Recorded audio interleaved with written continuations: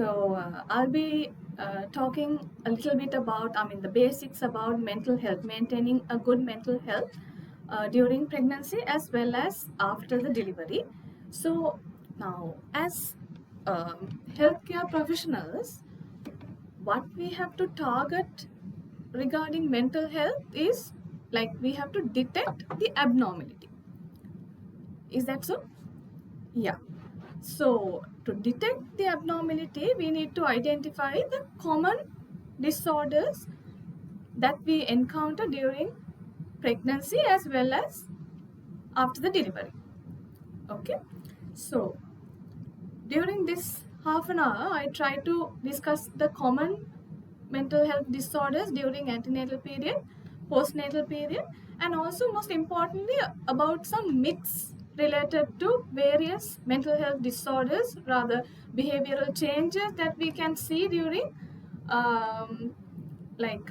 during pregnancy or sometimes most commonly after delivery, where we commonly name as Vaduge Sanya, right? So I think it's important to talk about these things as well because these are common things that people come and ask from us. So as healthcare professionals, we should know the scientific basis and how to navigate through during these situations. Right. So during antenatal period, what are the common disorders that you all have encountered? So you all have seen patients. So what are the common things that they kind of present with during antenatal period? Depression, anxiety disorders, and sometimes obsessive compulsive disorder as well. So anxiety disorders, what are the common anxiety disorders? We'll talk about depression in detail a little bit later. So anxiety disorders, what do they become anxious of? About the pregnancy? Yeah. About having any sort of serious illness underlying pregnancy? So can they develop panic attacks? Right? So when they say all these things that they are anxious, so what is anxiety? Anxiety is fear, unnecessary or excessive fear. So excessive fear could be related to pregnancy, related to various illnesses, serious illnesses, and also they can develop as panic attacks where they feel their heart is beating fast, palpitations, choking sensation, cold extremities, right? So likewise, various presentations could result due to underlying anxiety or anxiety disorders during pregnancy. So obsessive compulsive disorder, have you all heard about that term? Of course, that's common. So repetitive actions, right? So repetitive washing, repetitive cleaning, tidying. So where they exceed the normal frequency and they themselves find it very unpleasant, right?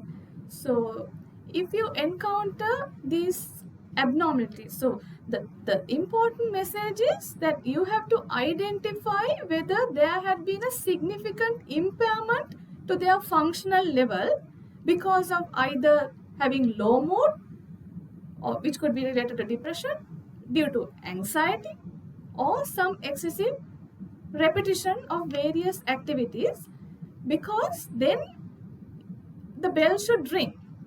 Okay, so could this be related to any mental health disorder?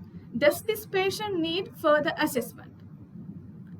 Okay, so that is how you should think about all these differences in presentations when people come and say. Why are we worried about mental health during pregnancy? Does that affect the physical health? Yes, because if they are depressed, if they are in a low mood, they might neglect their oral intake. They might neglect their medications for other illnesses. They might neglect the clinic visits.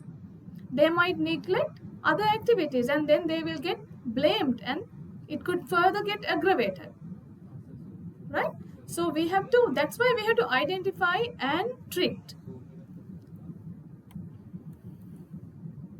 So regarding postnatal period, what are the common things that we encounter during postnatal period regarding mental health? So there could be maternal blues, postpartum depression, and postpartum psychosis. So are you familiar with these three terms? Yeah. So this is where Veduge Sanya comes in, right? So Veduge Sanya is a very loosely kind of a used term where nobody knows what they exactly mean. So regarding maternity blues, is it common? Is it common? Yes. So 50 to 75% of postpartum mothers can develop.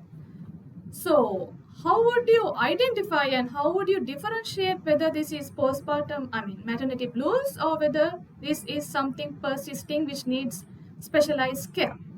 Usually maternity blues, they appear fast and they disappear fast as well.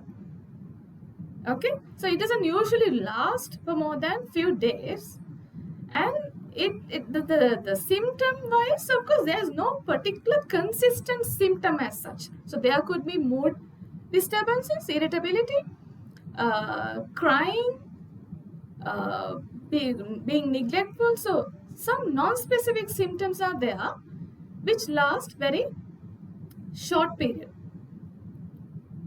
Okay, and usually they need some comfort, some support, but not really medications. Okay, right. So then postpartum depression.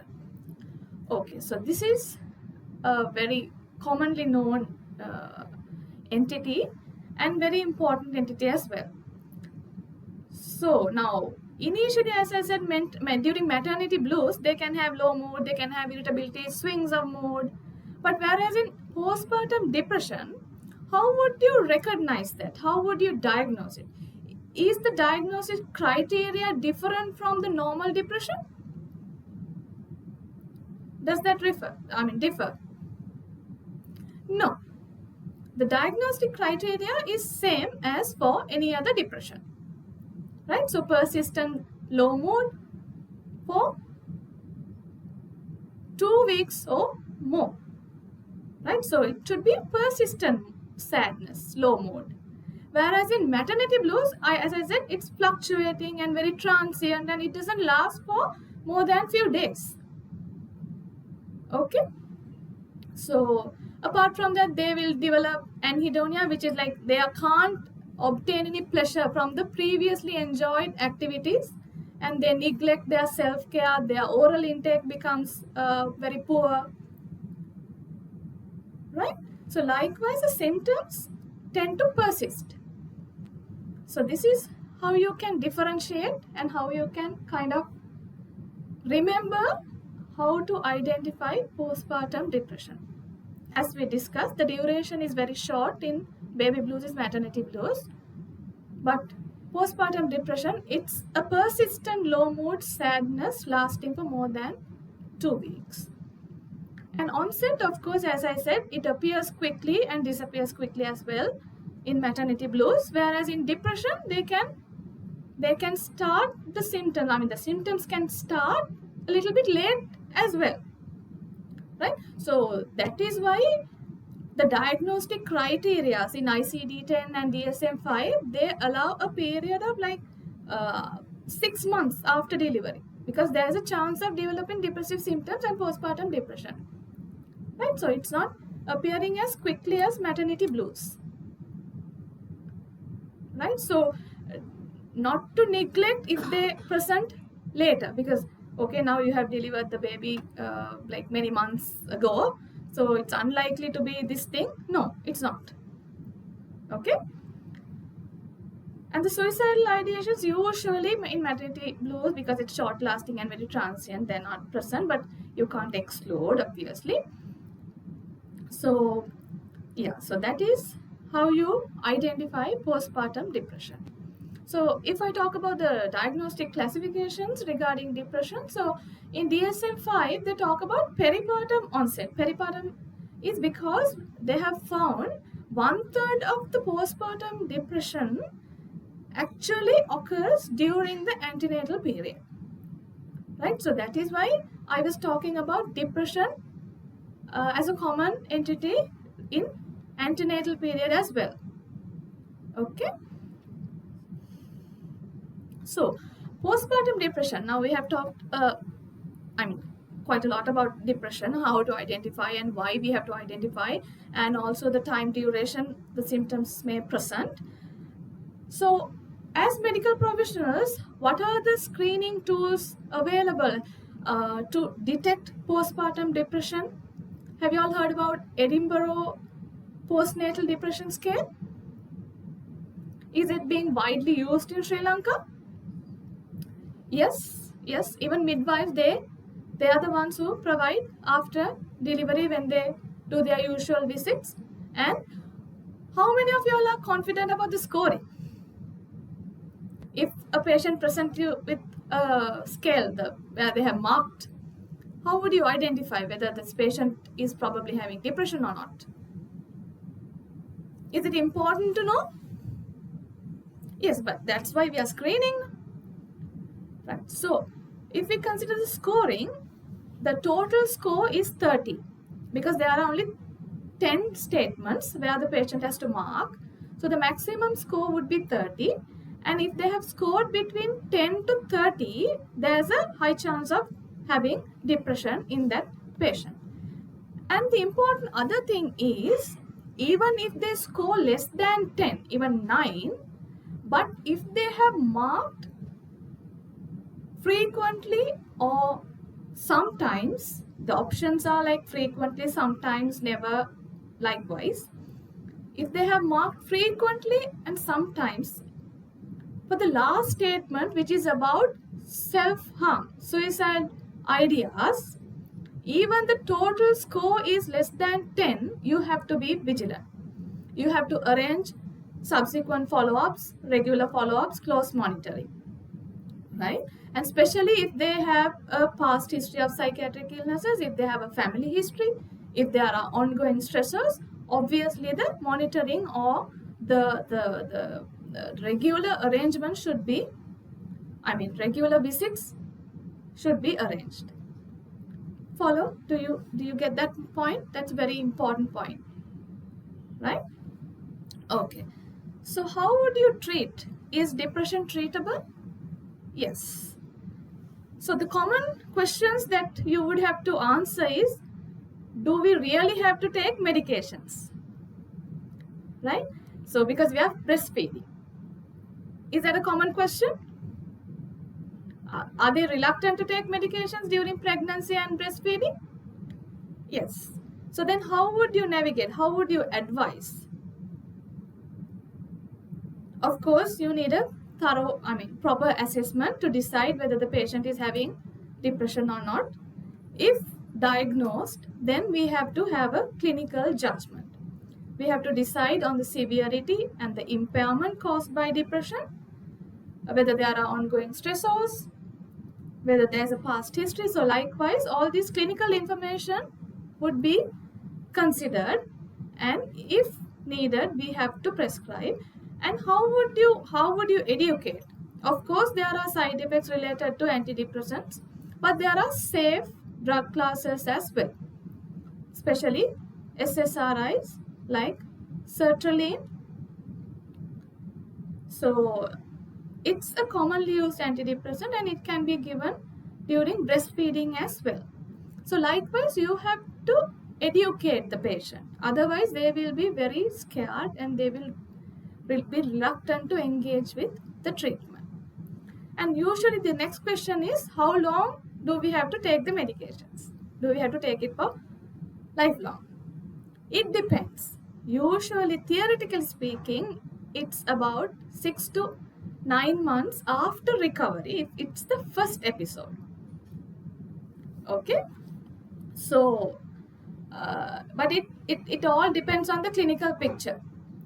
We can't exactly say, okay, now you have taken 6 months, you can stop. No. Right? So that's a very important area that we have to educate properly.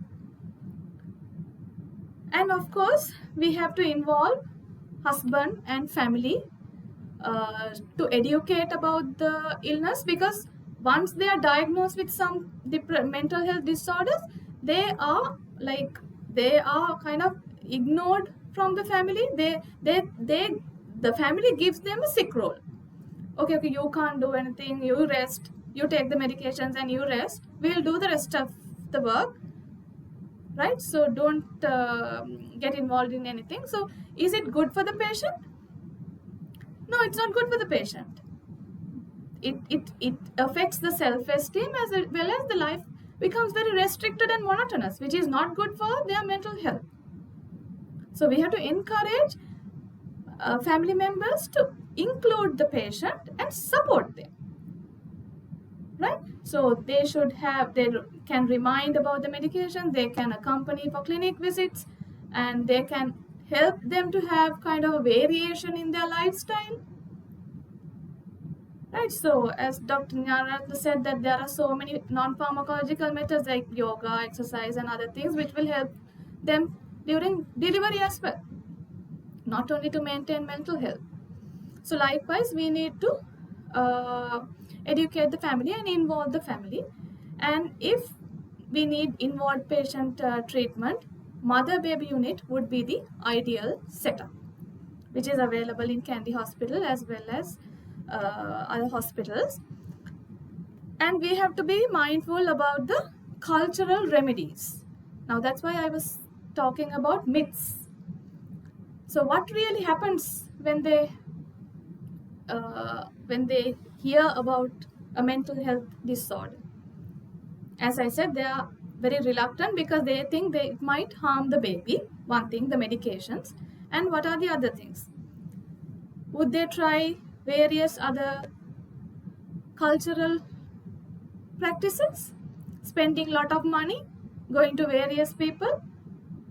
So we have to always respect their views, but then again we have to clearly educate that this behavior is part of mental health disorder and there's medications, and we need to have the continuous care for the patient, and we can strike a balance. We can't completely ignore, okay, you can't go, if you go and do those things, never come back to the hospital. No.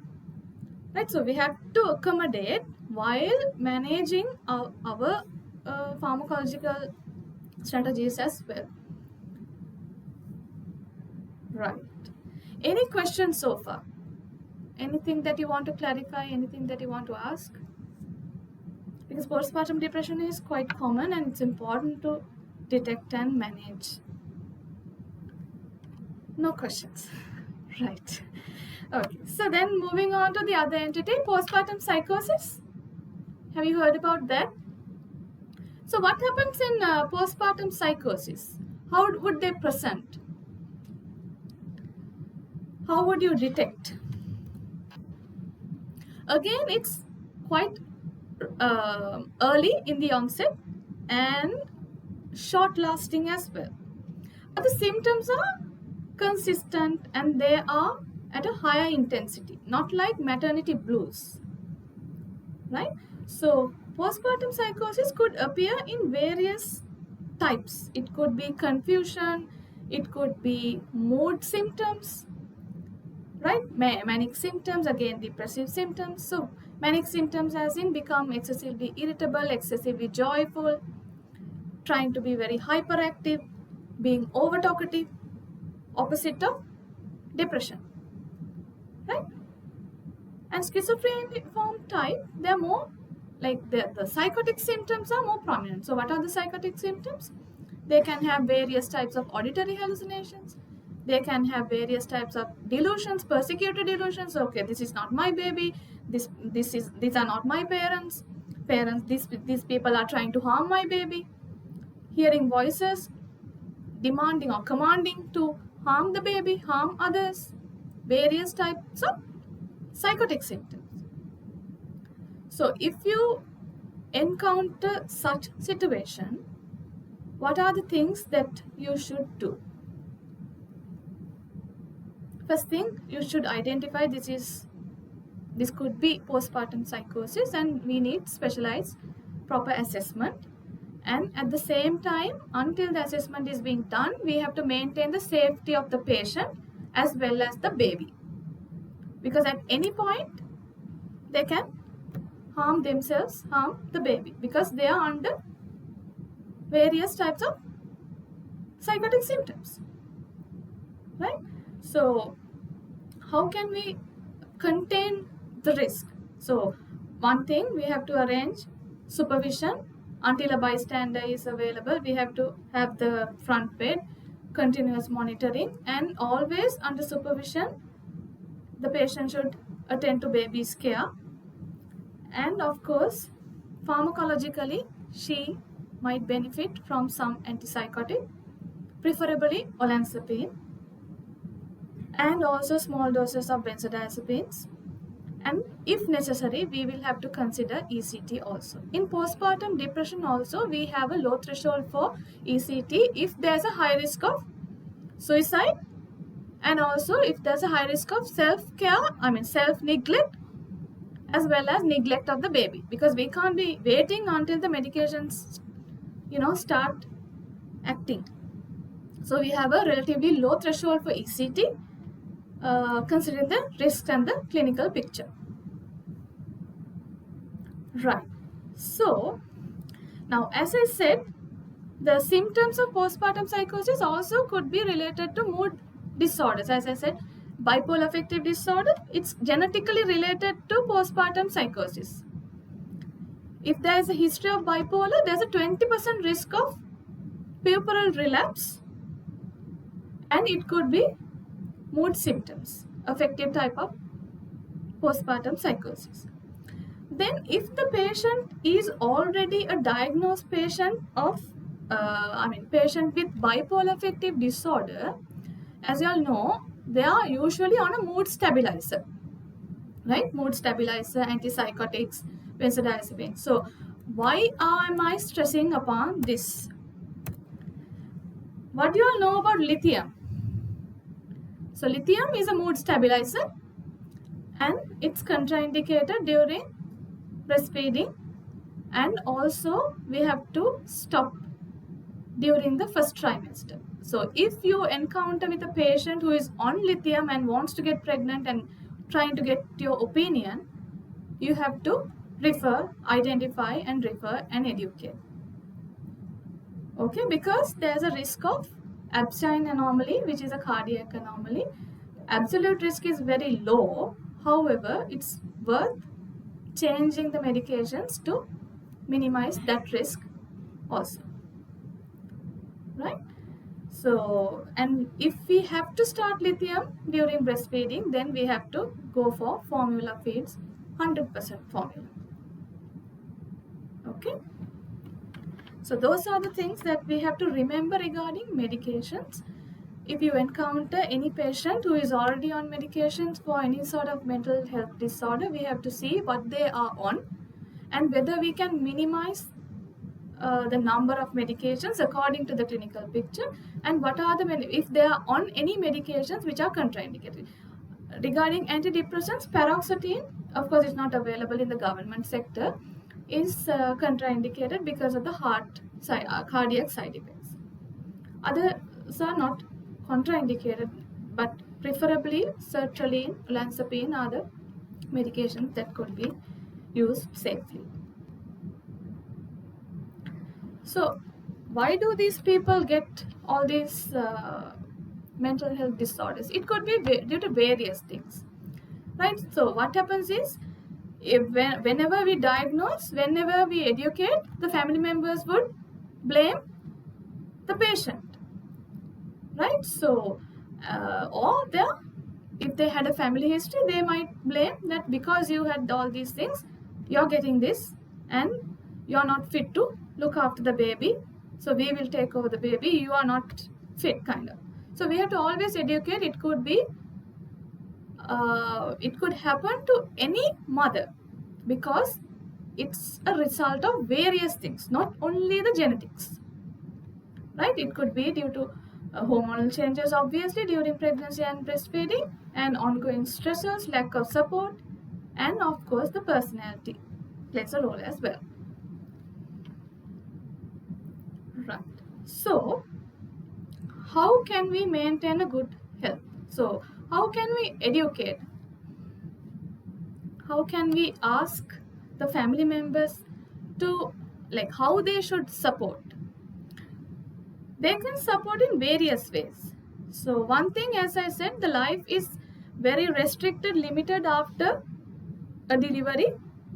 So, they can help to add some variation, make some time for the patient by taking care of other activities, maybe baby's care or household activities, cooking, cleaning, and other things. So they take over some roles so that the patient gets some time to spend on activities which they like, to listen to some music, watch a movie, or something like that. So likewise, they have to support her, and always they need to include her in decision making and other activities, not to ignore, not to take over all the responsibilities from her, but to support her and encourage her to include, get involved in activities. So if they say various negative things, if they say about their negative feelings, not to just ignore, not to underestimate. If you think it's kind of persisting, they should be aware that they should refer the patient. Okay. Likewise, the sleep is the other important thing, because for mental health stabilities, a very good sleep is important. So if they can take over some overnight duties, sometimes at least, like during breastfeeding, if they can support the patient to breastfeed, and then if they can take over just to burp the baby and all, so it can help the patient to go back to sleep bit early and have a continuous sleep at least for 5 hours. Right. So likewise, we should always educate them how they can support. And the other important areas would be addressing the care of other children at home, because now the main priority is given to the patient and the baby. Sometimes the elder children or the other children get neglected. And of course, how to arrange the regular follow-up to maintain good compliance. Wound care, because during depression, psychosis, they might neglect, neglect wound care, self-care. Likewise, we have to be very vigilant about those aspects also. Right. So during this discussion, or this rather lecture, so the important points that I want you all to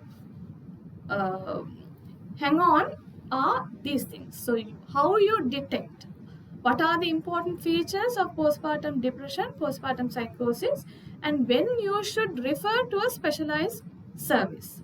So I hope that you can remember the basic symptoms, the core symptoms of those three entities, and also the scoring of Edinburgh screening tool, and about medications, especially lithium, and finding out about other ongoing stressors, because if there are social issues where there's no caregiver at home, where there's no like financial support, we have to address through social support services also.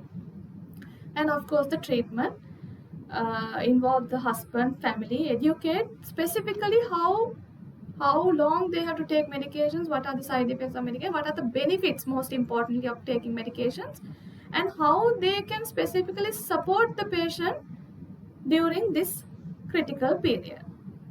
And also, we have to consider about contraception. We have to educate the importance,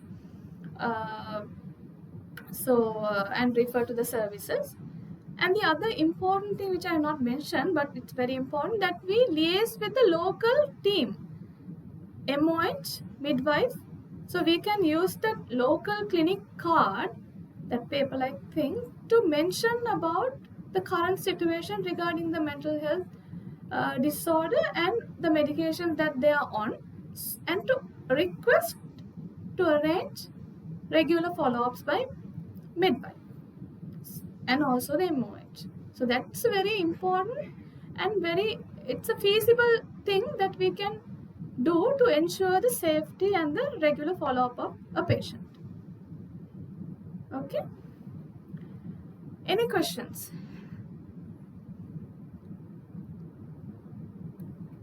No questions. And of course, if you want to educate patients, there are videos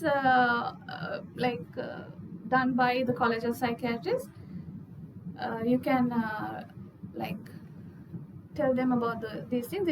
This goes for about 13 minutes, so we don't have time for that. So since you all don't have any questions, I should wind up then. Okay, thank you so much.